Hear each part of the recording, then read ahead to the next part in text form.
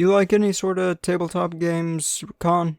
I'm a chess sort of guy. I used to play against Lehman rather often. Lehman Russ can play chess? Yes. You know he wrote a strategy guide on how to take down Astartes' legions, right? Huh. Actually, no, I didn't. I'll have to look into that. But is that it? Chess? I like Monopoly as well. Any sort of role-playing games, like, just for fun? Actually, yes. I enjoy things like the World of Darkness setting. Ah, that's actually pretty interesting.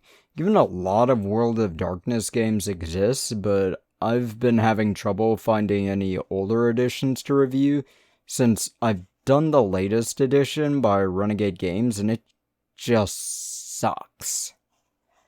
But how do you feel about the spin-off setting, Chronicles of Darkness? I don't hate it, to be honest. I know the changes to the game are a little different for some people, but I enjoy it. I tend not to review the settings, I review the games themselves, so let's talk about that. So, this version of the game was copyrighted in 2015, so let's assume there's a 5-year period to write the game. Our games at Conqueror Creations, which you can find on Twitter and now Blue Sky, take a few months to a year to write, but we don't have near as much as these books have. Apparently, this was the original idea for 2nd edition World of Darkness.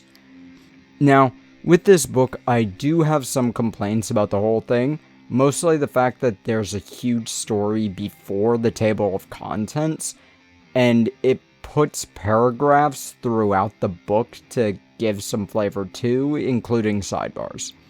I feel that doing this is just a way to add to the page count of the book and raise the price of the book.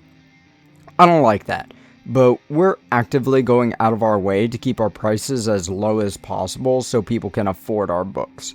Right now, we're not selling jack at Conqueror Creations, but that's because we can't figure out how to set up the sales on the website service. So I actually like a little section here, the lexicon. It gives a rundown of key phrases used throughout the book. I know Vampire the Masquerade uses a D10 system similar to Cyberpunk games. This one does as well. Rolling an 8 or higher lets you reroll again and add that die further to your score here. And if it lands on subsequent 10s, you can continue to add more, which can lead to some hilarity. I kinda like this mechanic, it's fun. It also gives clarity to how certain damage types or conditions heal up, including bashing or aggravated damages, each essentially hitting a different hit pool, health, and willpower. This is a long list, but it really is worth reading over to understand how the system works. And I like that it's here.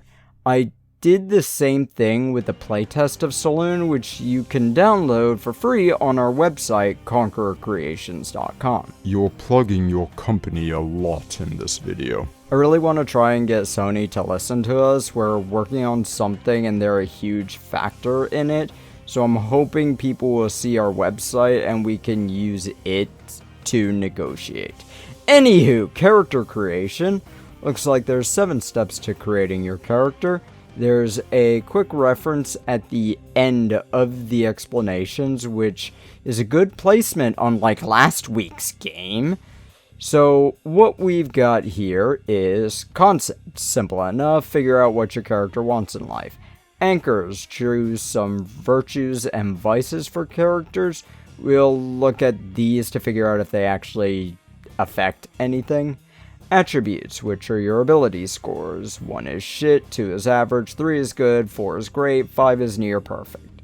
4 is skills, long list, we'll touch that later too. 5 is skill specialties, which essentially hyper-focuses 3 skills in order to make them do more. 6 is merits, we'll touch on this later, I ain't got a clue now. And 7 is advantages, which are essentially your secondary attributes. So many percentile systems have. We'll skip steps 1 and 2 for this review as they primarily are a flavor thing. Step 3 is attributes. Each attribute starts with 1 dot. What's a dot? It essentially gives you a number to add to those D10 rules earlier. There's a 5, a 4, and a 3.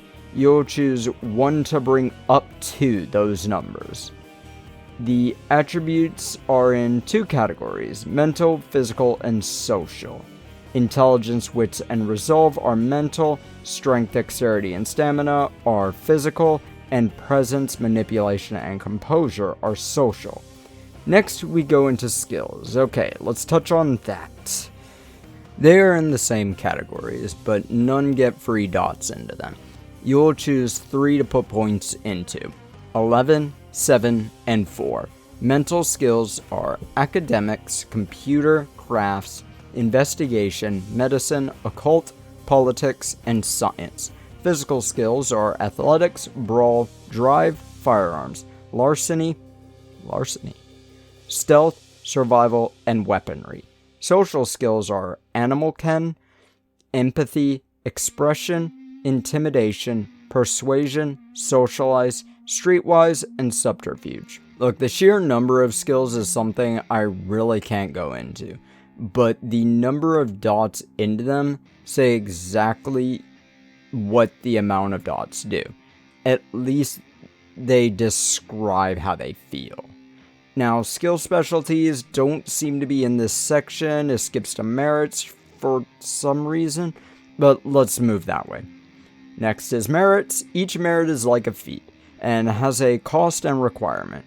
You get 7 points to spend in order to take various different merits. Some are just 1 point, others are 5, and others have multiple levels, and various other mixes thereof. Honestly, simple enough. That's nice given the insanity of the skills section. Advantages are the last one. These are essentially your secondary attributes. Willpower is your resolve plus your composure. That's like your mental health. Integrity is 7. Size is 5. Health is size plus stamina. That's your hit points. Speed is strength plus dexterity plus 5. Initiative is dexterity plus composure. And defense is the lower of wits or dexterity plus your athletic skill. There is a neat little section mixed into all that that's called breaking points, which essentially says that at certain points your character should have psychological breaks and need to stop for a bit. But it also says that is dependent on characters. As a man who's been a detective in Chicago for 40 years can probably take more than the rookie Blue who just started yesterday. I'd recommend reading this section. Now, I kept flipping through this book trying to find skill specialties, and I did find it. It's a small section before the breaking point section. Apparently what specialties are is talked about in the skills section. I just missed it. Apparently not near as big of a thing as I thought, but you start with 3 of them. Okay, that was harder than it really needed to be. But I've been talking about this long enough. Honestly, this ain't a bad system. It's a badly written book, but not a bad system. I've gotta give this book a decent 88%. I'd like to play it, but it's abnormal for any sort of game. The system is fine, and I don't have much of an idea about the setting.